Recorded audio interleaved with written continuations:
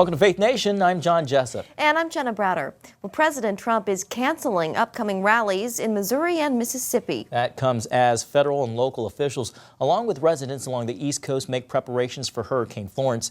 The massive storm is making its way through the Atlantic with an expected landfall along the Carolina coastline late Thursday. Amber Strong takes a look at the potential impact. With winds of up to 140 miles per hour, this one looks a little uglier than other ones. Residents along the East Coast aren't taking any chances. So far, officials in North Carolina, South Carolina, Maryland, Virginia, and even here in D.C., declaring states of emergency. North Carolina is taking Hurricane Florence seriously, and you should too. The federal government is backing them, warning the damage and recovery could be a long process. I want to set the expectations now that it is going to be a long time and a long-term recovery when we talk about the effects of Florence. On Tuesday morning, the storm made a slight change, heading further northward. Still, officials in South Carolina are ordering emergency evacuations. We're expecting a big hit, wind, rain, and a high tidal surge. It may be 10 feet above ground level in some places, and we want the people to get out and get safe. All along the Carolinas and even to Virginia, long lines at gas stations and grocery shelves wiped out. Candles, flashlights, food. Further inland, the threat of high winds and prolonged rain has officials predicting lengthy power outages. Of course, officials warning drivers don't drive through flooded areas. Turn around, don't drown. In storms like this one, the largest number of deaths come from the water, not the wind. Amber Strong, CBN News in Washington. And for those in the path of the storm who haven't been asked to evacuate, the Department of Homeland Security recommends the following preparations. First, keep freezer and refrigerator doors closed and full. A full freezer will maintain temperatures for about 48 hours. Maintain food supplies that do not require refrigeration, and keep those generators, camp stoves, and charcoal grills outside at least 20 feet away from your home. Check on your neighbors, especially the elderly or those with young children. And if it's too hot or too cold, seek alternative shelter. Well, Jenna, we now go to CBN News' Mark Martin, who's in Virginia Beach. Some residents there have been asked to evacuate as the city is bracing for the storm. We're about 5 miles south of the resort area and about 5 miles north of the Back Bay Wildlife Refuge. I'm joined now by Battalion Chief Chris Ludford with the Virginia Beach Fire Department. Welcome, Chief. We appreciate your time today. Yeah, thank you for being here. First of all, let's talk about evacuations. Mandatory evacuation orders have been issued for this area. Would you say that people are heeding them? Yes, sir, absolutely. Matter of fact, making my visit here to the fire station not too long ago, I had a couple of different visitors come over and ask about the evacuations. We talked about what that entailed and why we recommend it, and they said they would probably be leaving one group tonight and one group first thing tomorrow morning. And as far as grocery stores, we've been hearing reports about shelves being cleaned out of milk and bread and so forth. Are you hearing that for this area? I think I've heard that people are, picking up the groceries as have been told, and it's been brisk. One thing I have seen are lines at the gas stations, and we have at least two gas stations that are out of gas and waiting on a delivery. Okay, let's talk about the threat of this storm. What is the greatest threat of Florence to Sandbridge and the Back Bay Wildlife Refuge? Yeah, it's twofold. We're not sure which one yet will be the worst, but the storm surge, obviously, and the damage that it can inflict. The other one is standing water from rain, excessive rain. Excessive rain, that standing water will hinder our ability to respond to people that need help. And is it possible, homes here are right on the beach. Is it possible we could see some property damage, some homes even destroyed, unfortunately? Sure, it's happened in the past. We hope not destroyed, but I think we will see some property damage, and with the indications of the wind, and that's why we want people to evacuate. Okay, and with Hurricane Florence, would you say that there is more of an urgency in this area as far as among the residents as opposed to previous storms? I think it might be. I think we're getting better aware. I think through the news and reports of other hurricanes, I think people are becoming more informed and they're taking it more seriously. So yeah, I think it is a heightened sense of awareness, and I think people are just better educated. Anything else you want to say about Hurricane Florence, anything at all? We'd like the people to know that we've got a great plan. The City of Virginia Beach is working hard. We're having meetings around the clock, getting updates. We've got a lot of shelters that are available if they want to go to the Virginia Beach website, VB.gov, and look for those shelters. And we're ready for this, and we're going to get things back to normal, hopefully as quick as we can. All right, thank you, Chief. And once again, that was Battalion Chief Chris Ludford with the Virginia Beach Fire Department. I'm here at Sandbridge Beach. You heard the Chief. He says it seems like most people are heeding the mandatory evacuation orders. And again, Sandbridge Beach is located about 5 miles south of the resort area, what people traditionally call the ocean front in this area with all of the hotels. And it's about 5 miles north of the Back Bay Wildlife Refuge. Once again, Mark Martin reporting here at Sandbridge Beach in Virginia Beach. Back to you. And we will keep a close eye on it. Well, today marks the 17th anniversary of the September 11th terrorist attack. CBN News White House correspondent Ben Kennedy is on the North Lawn with this look at how the president marked the day. Ben?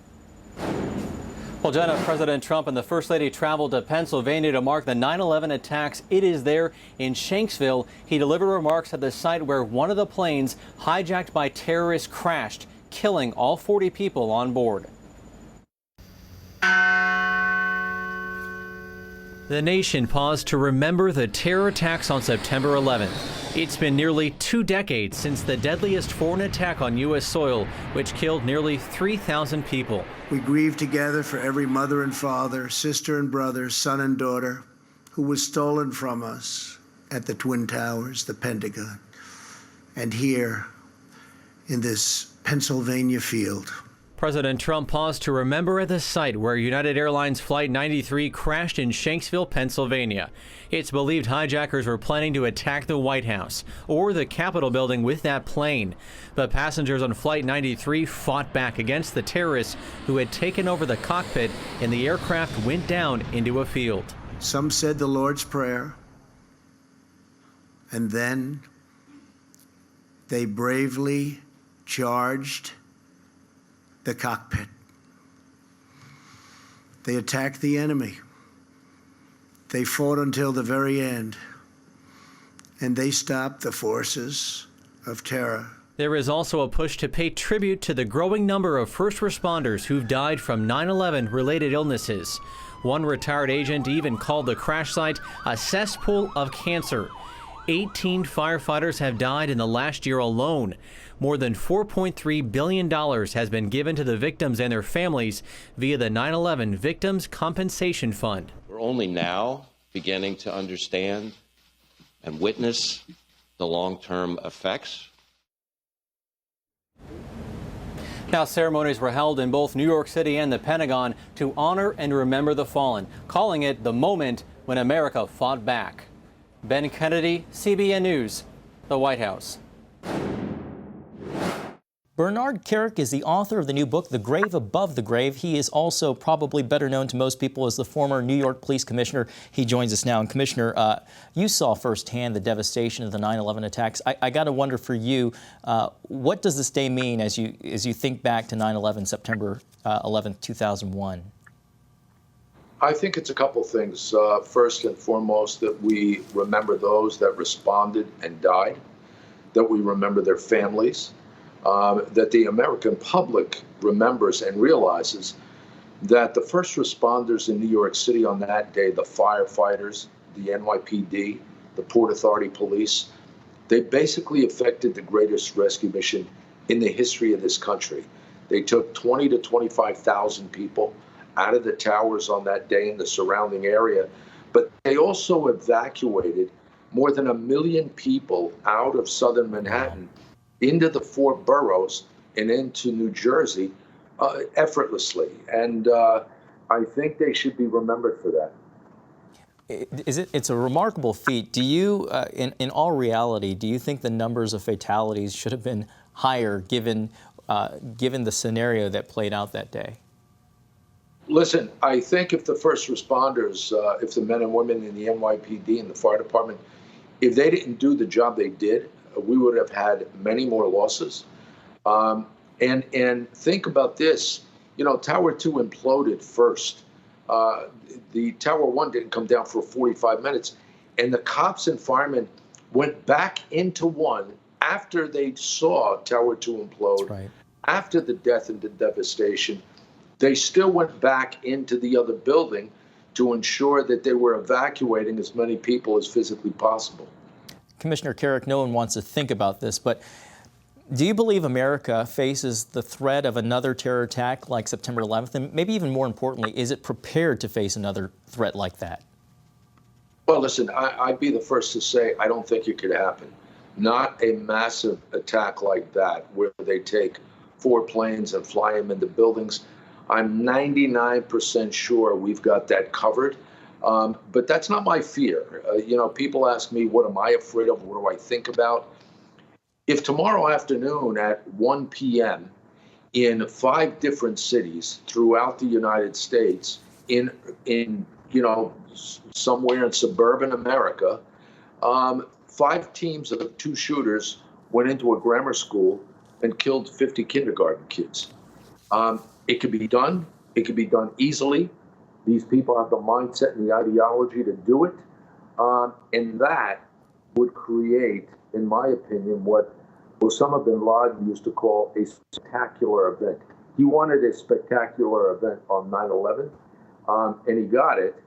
And these types of coordinated attacks, especially involving children, it would be just that. It would be a spectacular event, and mass casualties, mass losses, and it would have a really negative impact on this country. And that's my fear. That's what I always think about. Not to get too personal, but I have to ask, I think many people probably wonder, given your role and what you saw and having lost members of New York's finest in the NYPD that day, is there a personal thing, a personal tribute, commemorative thing that you do every year when it comes to 9/11? Most importantly, I reach out to members of my staff that was with me. When the second plane blew through the north side of the tower, it was on top of me. I got trapped inside 75 Barclay Street for about 25 minutes when that building imploded, almost on top of us. I was with the mayor. We actually got trapped in the building. I constantly reach out to the people that worked with me, that were with me on that day. And tonight, actually, Mayor Giuliani and I will be with our staff that was with us on that day, that helped us get through the day itself, but more importantly, helped us in the aftermath of the attack to get the city back on its feet.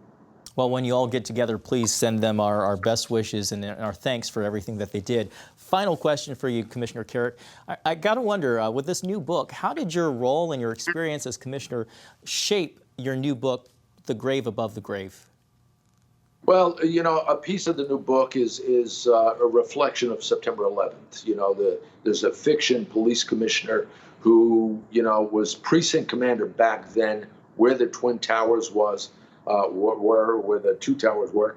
And I brought it present day. But the good thing about the book, I think, for your listeners and readers, will be that it takes you through specific events that I, personally, in my mind, after having lived through it, after having worked for the King of Jordan for 5 years, worked for the royal family of Saudi Arabia for 4 years, having been in that arena for many, many years, I've created scenarios to educate the American public on how these people think, where they get their weapons, how they plan, what their intent is, what their ideology is, and also how we would respond to it.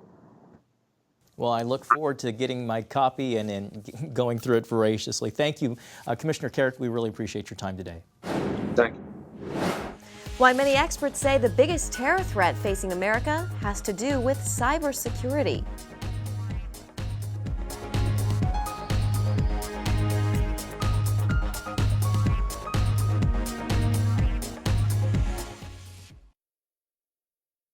17 years after the 9/11 terror attacks, lawmakers are stepping up their warnings about the next assault and how it could be a cyber attack. CBN News national security correspondent Eric Rosales joins me now with more on that. Eric, this is the new frontier. It certainly is the new frontier. As we know, both airports and airlines operate on cybersecurity networks, but yet there are no federal regulations specifically outline what needs to be done, and that is definitely a lot of trouble. You know, lawmakers do say that they're currently drafting legislation that would impose new standards for cybersecurity. Experts say that U.S. airlines are vulnerable to attacks. While the industry has its own cybersecurity standards, lawmakers argue that it's not enough and that the roles of the federal agencies have to be more clear when it comes to addressing cyber threats to aviation.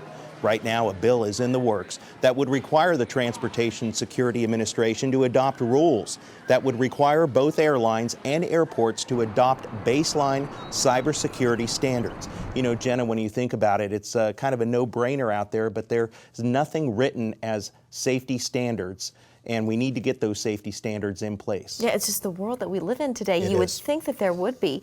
Eric, in the days after 9/11, there were, of course, physical safeguards put in place. We can all remember the security being stepped up, Right. a number of Certainly different things.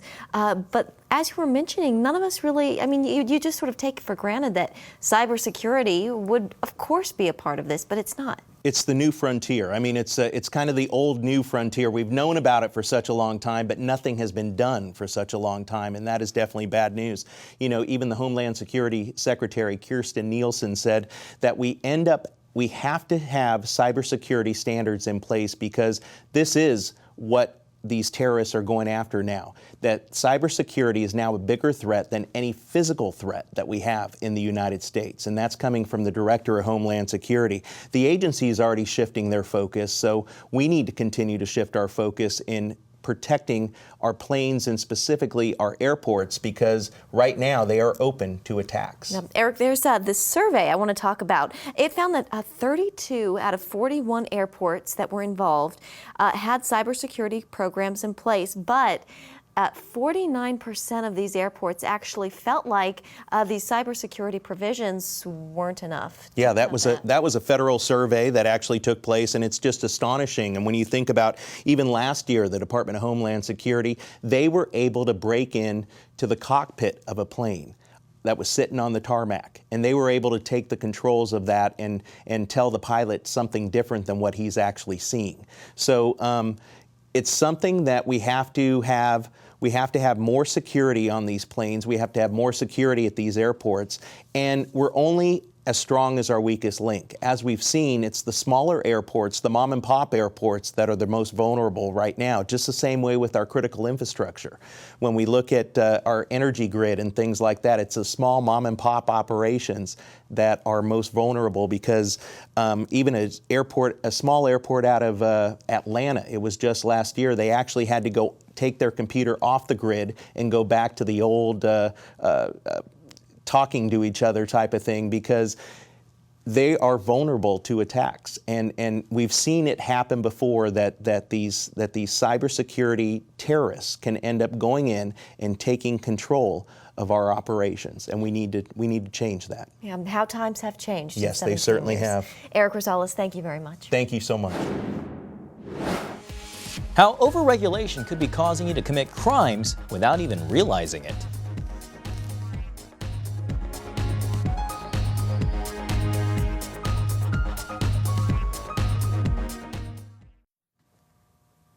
Did you know unelected bureaucrats are at work crafting rules that put unsuspecting citizens behind bars? Hundreds of thousands of those rules exist in America. And they're often so outlandish that millions of people break them without ever even knowing they're committing a crime. Jennifer Wishon reports.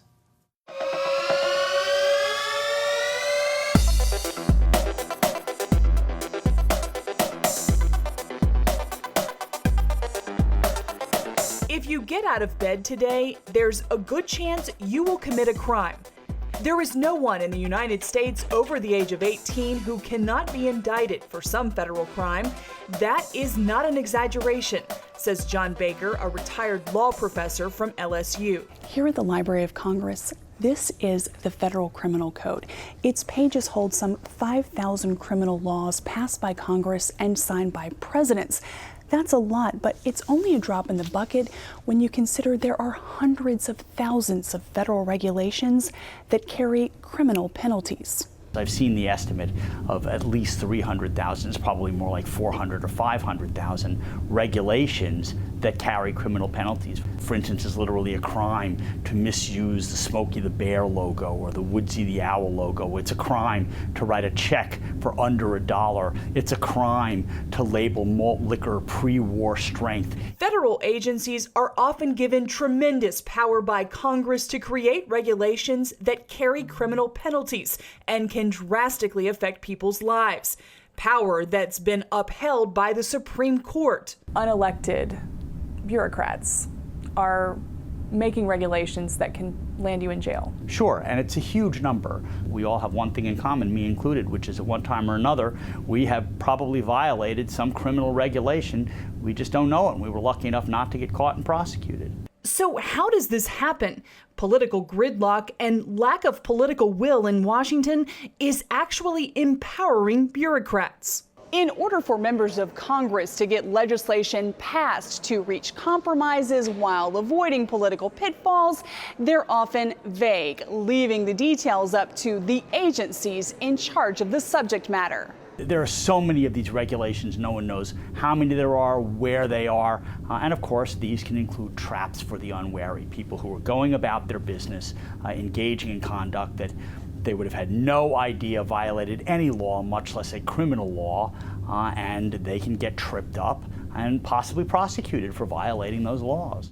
And when the government has a hammer, Malcolm says, it tends to use it. This Twitter account tweets of federal crime each day. The project started in 2014 and will not be completed until the year 2848. That's a span of more than 800 years. And it's not just the federal government, state agencies write criminal regulations too. Feeding the homeless is a crime in many places where people are doing it for a ministry. John Whitehead, author of Battlefield America, has spent decades representing people in trouble with the law for simply exercising their constitutional rights. We had a case in Arizona where a pastor wanted to have a Bible study in his home. The regulation, as I remember, was like for 10 people. He had 12 or 13. Some neighbors called. 7 policemen entered his home. He was finally arrested. He ended up serving 60 days in jail. This is for a Bible study. And he was put on house arrest after that with an electronic ankle bracelet. Critics of federal agencies crafting criminal penalties say most of the time these violations could simply be handled with a fine. They're also skeptical many of the crimes aren't actions most people consider morally wrong. Instead, they're crimes because the government says they are, which is why so many people unwittingly break them. If we end up criminalizing conduct that your average person would never have recognized was wrong, then people will all of a sudden lose respect for the rule of law. By the way, did you know it's illegal to walk your dog on federal land on a leash that exceeds 6 feet? How's the Constitution start? We the people. Whoa, think about that for a second. We the people, that means we're the government.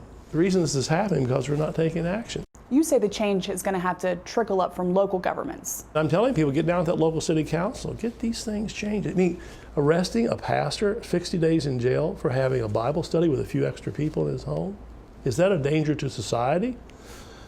Well, I don't think so. It's all a contributing factor to the United States having the largest prison rate in the world. Jennifer Wishon, CBN News, Washington. Jenna, have you ever written a check under $1? I did not know that. I didn't know that. I won't report you. Okay, thank you. Well, that's going to do it for us for Faith Nation. We'll see you again tomorrow.